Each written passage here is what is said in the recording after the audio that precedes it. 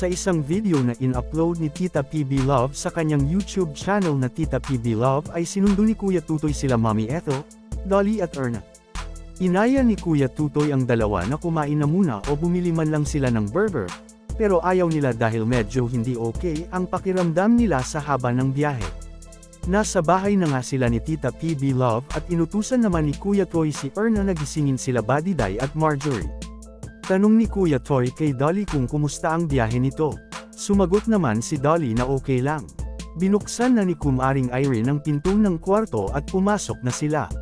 Yinakap naman agad ni Erna ang ate Irene niya at pinakita din nila Kuya Toy kay Dolly ang drawer na binili nila para dito.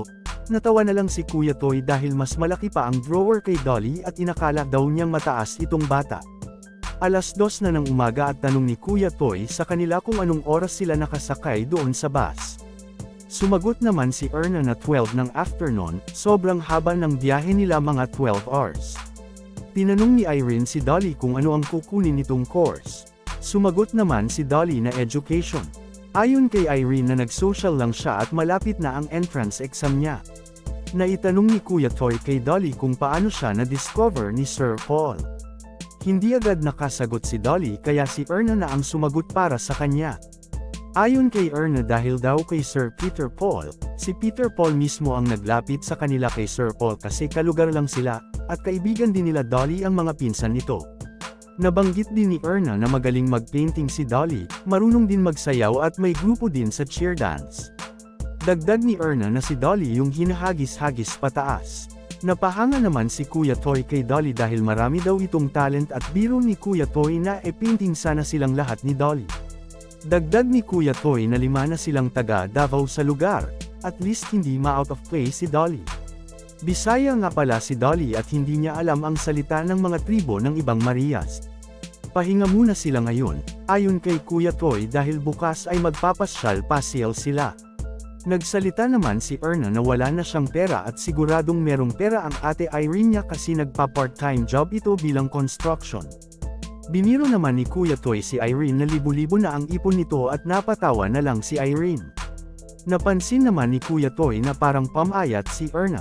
Sumagot naman si Erna na marami kasi siyang trabaho at palagi din siyang pumupunta sa bukid na naglalakad lang.